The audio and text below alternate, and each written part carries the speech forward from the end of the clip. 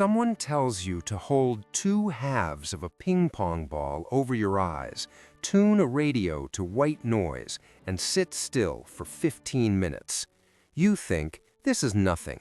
You sit. You breathe. The white fills your vision until there is no edge, no corner, no depth, just light everywhere and light nowhere. You wait for your eyes to adjust. They don't. And then, somewhere around the 7-minute mark, something happens. You see a face. Not a vague outline, a specific face, looking at you. Then a room materializes around it. Walls you don't recognize, furniture in colors you've never chosen. And it doesn't feel like a dream because you're completely awake. Your hands are in your lap. You can feel the chair, but your visual cortex, starved of any input, has started manufacturing input. This is the Ganzfeld Effect, first documented systematically by the German psychologist Wolfgang Metzger in 1930. He discovered what happens when your brain's visual system receives absolutely uniform stimulation, no edges, no contrast, no movement. The system interprets this not as calm, but as deprivation, and deprivation triggers production. Your visual cortex doesn't know how to be quiet. The U.S. Navy ran into this during the 1950s when testing pilots in whiteout snowblindness conditions. Pilots operating over white terrain and overcast skies reported seeing things, terrain features, other aircraft, objects that simply weren't there. The military had to redesign cockpit instrumentation protocols because trained, alert, healthy aviators were hallucinating under conditions of visual uniformity. Not because something was wrong with them, because something was working exactly as designed. Layer 1 is deprivation. Layer 2 is generation.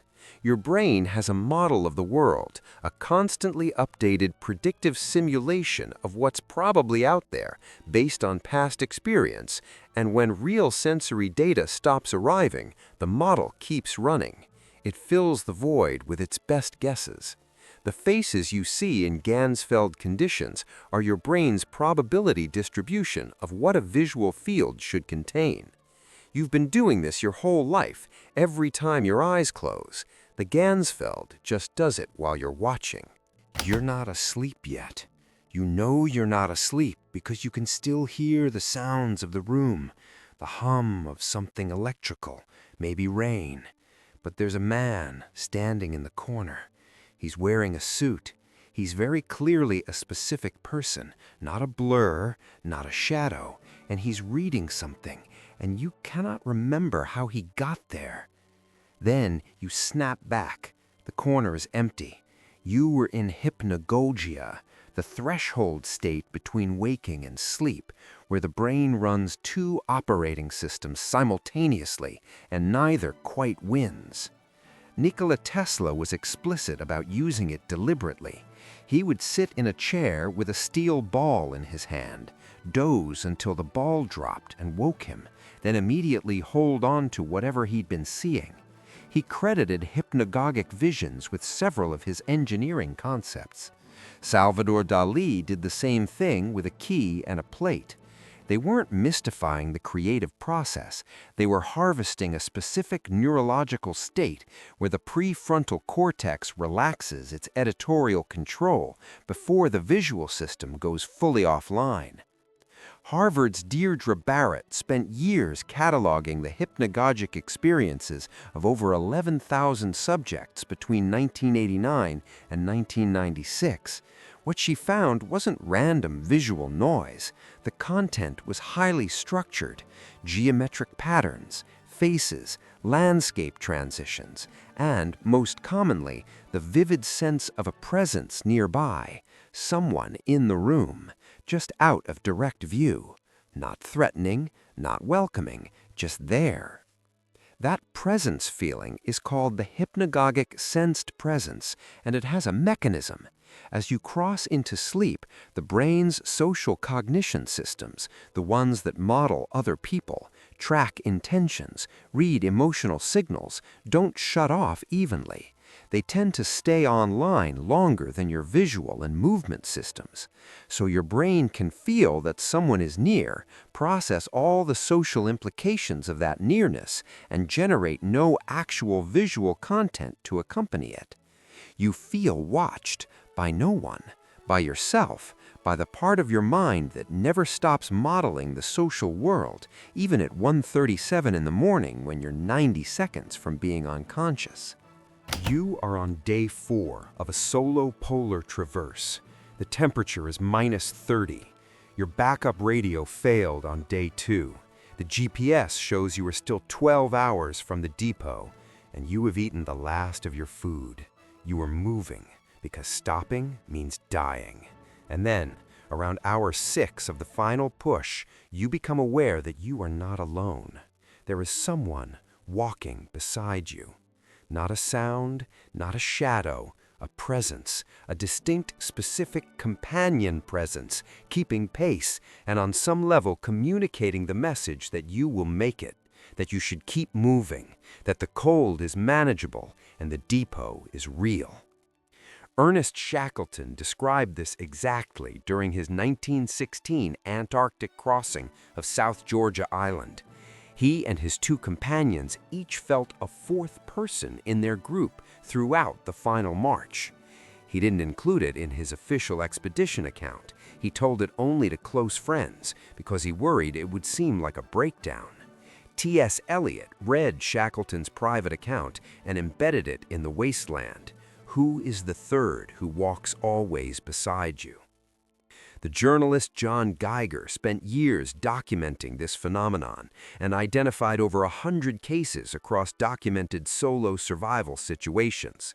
Polar explorers, solo sailors, high-altitude mountaineers, shipwreck survivors, POWs. The experiences have consistent features. The entity is always benign, always encouraging, always perceived as external rather than internal, and the survivor almost universally describes it as the most real experience of their life. The neuroscientific explanation involves the brain's threat detection and social modeling systems running at extreme intensity under physiological stress. When your survival is at stake, your brain mobilizes every cognitive resource, including the module that tracks and models the presence of other people. Under sufficient stress, that module generates a presence without any sensory input to anchor it. The companion is a hallucination produced by the part of you that is most determined to survive, giving you the only resource it has left: company. You're not losing your mind. Your mind is doing the most human thing it can. It is making sure you do not face the end alone. Your phone is in your pocket, and you feel it buzz. You reach in, pull it out, look at the screen. Nothing. No notification, no missed call. The screen is dark. You put it back. 30 seconds later, buzz. Same result. At some point, you start to wonder if something is wrong with the device or with you. It's you. Specifically, it's a predictive sensory system that has been trained by months of anticipation. Robert Rosenberger, a philosopher of technology at Georgia Tech, published a systematic study of phantom phone vibrations in 2015, drawing on survey data from across multiple universities. His headline finding? 89% of undergraduates reported experiencing phantom vibration syndrome. Not occasionally, regularly. It was so common that Rosenberger classified it as a standard feature of modern embodied experience rather than a pathology. The mechanism is when your brain runs constantly on every object you use regularly. When you drive a car daily, your brain learns the body schema of the car, where its edges are, how it moves, what sounds it makes. The car becomes an extension of your proprioceptive system. The same thing happens with a phone in a pocket. Your brain incorporates it into your body model and then creates sensory predictions about what it will feel like when it activates. Under conditions of anticipation, waiting for an important message, anxious about a call, checking frequently, the prediction system becomes hypervigilant, and a hypervigilant prediction system generates false positives. It would rather create a sensation that turns out to be nothing than miss a real one. You feel the buzz before it happens, consistently, because your brain has decided that the cost of missing a notification outweighs the minor embarrassment of an empty screen. It is optimizing for responsiveness by hallucinating. Every time you reach for your phone and find nothing, your brain's error correction system updates slightly. But 89% of people, apparently, are not updating fast enough. The sensation is completely real. The signal is completely invented. Welcome to being a person who carries a rectangle of glass and metal and has let it move in. You left the service station an hour ago. You remember leaving, the coffee, the fluorescent lights, the sound of the door. And now you are 43 miles further down the highway with no memory of the intervening time. The road looks right. Your speed is appropriate. Your hands are correctly positioned on the wheel. You did not fall asleep, but you were not, in any normal sense, conscious. G.N. Williams documented highway hypnosis as a distinct neurological state in 1963, and the phenomenon has since become one of the most studied examples of automated human performance. The technical term is driving without awareness, and it's linked to approximately 20% of highway accidents annually, not because drivers fall asleep, but because they shift into a mode of operation where the conscious observational self disengages while the procedural motor system keeps running. Your brain has two parallel processing systems. The explicit system is slow, deliberate, attention-dependent, and metabolically expensive. It's what you use when learning to drive. The procedural system is fast, automatic, runs on very little cognitive fuel, and handles things you've done enough times that they no longer require monitoring. After sufficient practice, driving gets transferred to the procedural system entirely. And once it's there, the explicit system can go elsewhere. Anywhere, as it turns out. It can process a conversation you had 3 years ago. It can plan a dinner. It can run a mild emotional spiral about something you said in a meeting. And the procedural system will keep the car between the lines at appropriate speed with correct following distance and execute exits when the road signals match stored patterns, all without asking for your attendance. The part of you that calls itself you is not driving. A highly competent subroutine is driving. And the part of you that calls itself you has checked out to go somewhere that felt more important without leaving a note. This is not a malfunction. This is your brain allocating resources efficiently. The horror is that it works so well you don't notice it happening. You lost most of your central vision 2 years ago to macular degeneration. You've adapted. You've learned which angles to use, which distances work, which lighting conditions help. Your optometrist has been clear. What's gone is gone. And then, one morning, sitting in your kitchen with your cup of tea, you see a group of small people in Victorian clothing having a picnic on your kitchen table. They are very small, perhaps 6 inches tall. They are animated and clearly enjoying themselves. They are dressed correctly for the 1880s, and they are completely, perfectly, obviously not real. You know this, and they don't go away for 45 minutes. This is the Charles Bonnet syndrome, first described by the Swiss philosopher Charles Bonnet in 1760, when he documented the experience in his largely sighted grandfather, who was having vivid, detailed visual hallucinations he knew were not real and was terrified to tell anyone about. The syndrome is estimated to affect between 10% and 40% of people with significant vision loss, and the vast majority never report it to their doctors because they are afraid they will be told they are losing their mind. They are not. The underlying mechanism is the visual cortex responding to input deprivation the same way it does in Ganzfeld experiments, by generating its own content. When sensory signals from damaged eyes stop arriving, the visual processing areas don't go quiet, they fill the gap, and they do so with extraordinary specificity. Miniature people, geometric grids, animal parades, architectural details, flowers, music notation, faces of people who are not present. Dominic Fitch at King's College London mapped the exact brain regions in 2008. He found that the specific content of the hallucinations correlates with which region of the visual cortex is generating them. Face-selective regions produce faces, motion-selective regions produce moving elements, color-processing regions produce hallucinatory color fields. Your brain, deprived of the world, invents one. The Victorian picnic on your kitchen table is not madness.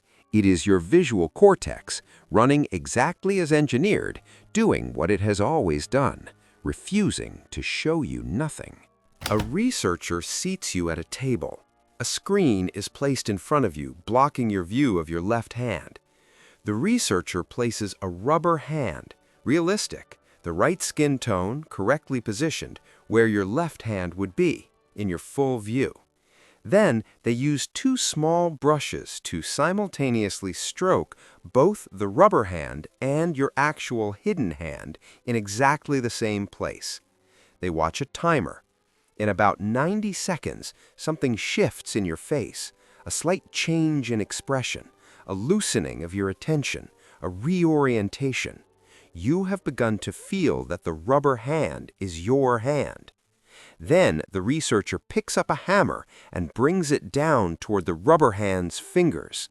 You flinch, not slightly, you recoil as if your actual hand is being threatened, because as far as your brain is concerned, it is. Matthew Botvinnik and Jonathan Cohen published the rubber hand illusion in Nature in 1998, and it has since become one of the most replicated findings in cognitive neuroscience. The critical elements, synchronous touch, the stimulation must happen simultaneously on the rubber hand and real hand, visual dominance, sight overrides proprioceptive feedback when they conflict, and temporal proximity. The reassignment happens within 90 seconds in most subjects. The strangest part is the thermal measurement. When subjects complete the illusion successfully, the temperature of their real hand, the one they've neurologically abandoned, drops measurably. Not because the room got colder, because the brain has reduced blood flow to an extremity it has classified as not mine. The body is following the brain's decision about what belongs to you. You have a body map. It lives in your parietal cortex, and it is not a fixed diagram. It's a hypothesis, updated in real time by visual and tactile input. That hypothesis can be rewritten in 90 seconds by a researcher with two brushes. The body you think you live in is the body your brain currently believes you live in. These are not always the same thing. Put on headphones. Play white noise. Sit in a quiet room. Wait 5 minutes. You will hear your name. Not a possible approximation of your name, your actual name, spoken in a voice that sounds like someone who knows you, with the specific cadence that people use when they're about to ask you something. Diana Deutsch at the University of California, San Diego, has spent decades studying the auditory equivalent of seeing faces in clouds. Her research on speech-to-song illusions and auditory pareidolia has demonstrated that the brain applies the same face recognition logic to sound that it applies to vision. It searches constantly for meaningful patterns in noise, and when the statistical properties of a noise sequence cross certain thresholds, the pattern detection system flags it as meaningful content and upsamples it into clarity. Your name is the sound you have heard more than any other sound in your life. It is the trigger that has reliably produced response. Turn around, pay attention, something important is happening. Your auditory cortex has a name detector, and it is extraordinarily sensitive. So sensitive that it will fire on noise that contains only the vaguest spectral similarities to your name's phoneme sequence. Dorich documented the effect across more than 30 languages and found it was culturally consistent. The threshold for hearing meaningful speech in noise is essentially the same regardless of your native language, and the specific content heard is always language adjacent. People don't hear music in white noise. They hear voices, they hear words, they hear their name. The evolutionary logic is obvious. False positives in predator detection cost you some metabolic resources and a few seconds of misplaced attention. False negatives cost you your life. So, your brain errs violently toward hearing human sounds in ambiguous noise. The result is that you carry a name detection system so finely tuned that 5 minutes of white noise will convince it you've been spoken to. You are never quite alone in a quiet room. The noise keeps talking. It's 11:30 p.m. You've been playing for 3.5 hours. You finally put the controller down, brush your teeth, get into bed, close your eyes, and there they are, the shapes, falling. You watch them rotate and slot into place. You're not playing anymore. The blocks have moved into you. This is still happening when you wake up at 2 a.m. to use the bathroom. The shapes are still falling behind your eyes. Robert Stickgold and his colleagues at Harvard published a study in 2000 that used the Tetris Effect to investigate something much stranger than intrusive video game imagery. They recruited subjects who had never played Tetris, had them play for several hours, and documented the hallucinated shapes during Hypnagogia the following nights. Then, they did the same experiment with a specific population, severe amnesiacs who had no ability to form new explicit memories. The amnesiacs woke up reporting Tetris imagery. They could not remember playing the game. They could not remember the researchers. They did not know what the shapes were or where they came from, but the shapes were there. This finding severed something important. The Tetris effect is not a memory phenomenon. It is a procedural learning phenomenon. The brain doesn't store the shapes because you want to remember them. It stores the patterns because your motor and visual systems practiced them until the practice created grooves. Those grooves run automatically during consolidation sleep, replaying the sequence to strengthen the learning, and the replay surfaces in your awareness as hallucination. The mechanism extends well beyond video games. People who spend a day hiking report seeing trail patterns when they close their eyes. People who spend hours reading sheet music hear notated rhythms. People who spend a shift driving forklifts see warehouse aisles. Your brain is running a nightly maintenance cycle on the motor and perceptual programs you practiced hardest that day, and the sideshow of that maintenance is visible to you as involuntary imagery. The Tetris blocks aren't haunting you. Your brain is taking the day apart and putting it back together. You're just awake enough to see the work. Someone is whispering near your ear. They're folding paper. The crinkle sound is very specific and very close. And somewhere at the base of your skull, something releases, a warmth that moves down your spine. You are not being touched. You're watching a video of a stranger on the internet fold paper, and your nervous system is producing the same electrical signature it produces during physical comfort and social bonding. ASMR, Autonomous Sensory Meridian Response, was named in 2010 by Jennifer Allen, who coined the term in a web forum for people who had been experiencing the tingling response their whole lives and had never found a clinical name for it. The online community that formed around ASMR grew explosively because for the first time, people who had this response realized it was shared, that the tingling at the scalp triggered by specific sounds and gentle visual attention was not unique to them, not a neurological quirk to be hidden, but something that 10 to 15% of the population experiences to some degree. The first fMRI study of ASMR was conducted by Craig Richard and Bryson Lochte in 2018. They scanned subjects who reported ASMR while playing triggering audio and compared their brain activity to subjects who did not experience ASMR. In ASMR responders, the trigger sounds activated the same neural reward circuitry that responds to physical social grooming and bonding. The circuits involved in being groomed by a trusted other, in close social contact, in the neurochemistry of safety. The current hypothesis is that ASMR is a misfiring, or perhaps an alternative activation, of the grooming and attachment circuitry.